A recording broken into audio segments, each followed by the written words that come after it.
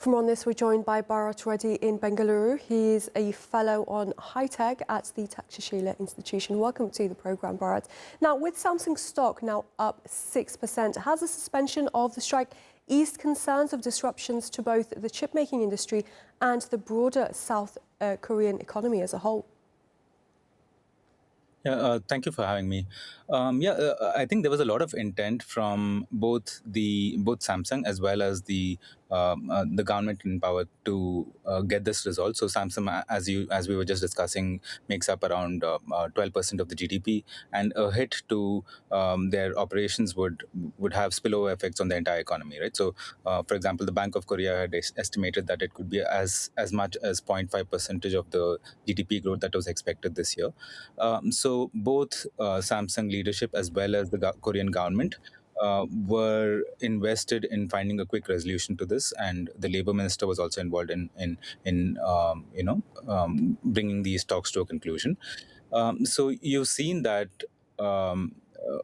Compared to maybe some of the other companies like SK Hynix, which had announced a profit being redistributed, 10% of their profits being redistributed as bonuses. So SK Hynix and Samsung, they've gained a lot from this AI boom over the past few years, and there was a lot of pressure from the employees that some of these profits should be shared with the staff as well.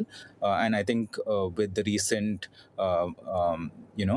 strengthening of the labor union over the past couple of years, this kind of a demand was able to be put forward, and and the leadership had to respond to it.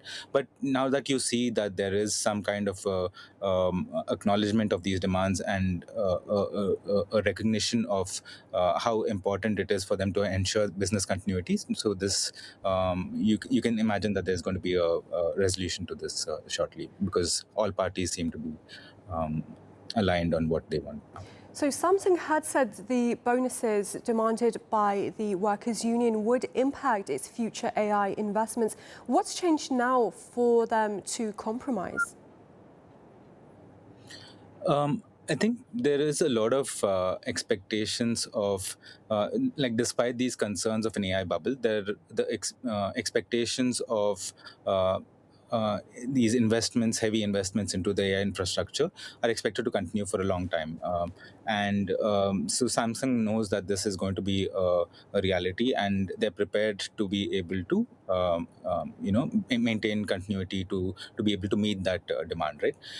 And there also another consideration would be that there, for example, Samsung operates in the DRAM market, in the high bandwidth memory, and in the NAND market as well. So, in some of these areas, like NAND and DRAM, they have a really dominant presence, being the world leader in these two. But in the high bandwidth memory, which is especially required for AI training, they're placed third behind, I think, SK Hynix and Micron. So.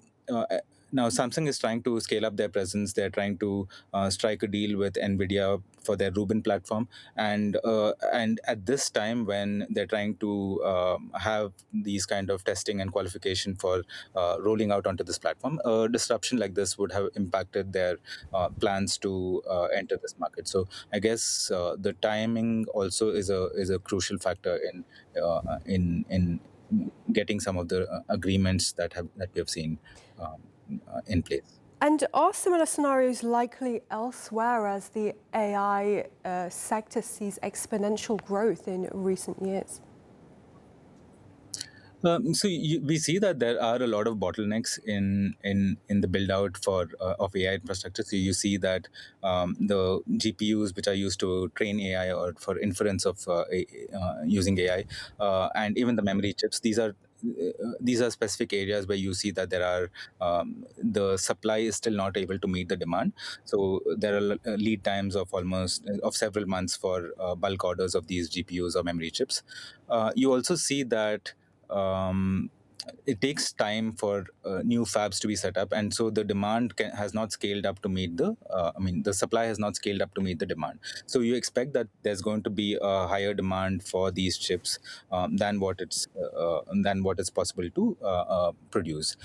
In addition to that, you can also think of scenarios where there are the power infrastructure is also a constraint, and as AI becomes more power hungry, you'll see that it impacts other consumers as well. These might be domestic consumers, or it might be other industrial or commercial consumers. And for them also, the prices, you might see that it's going up, and there might be some pushback from different stakeholders on having to address or accommodate these kind of impact on themselves, right? So that's another area that you could see some pushback.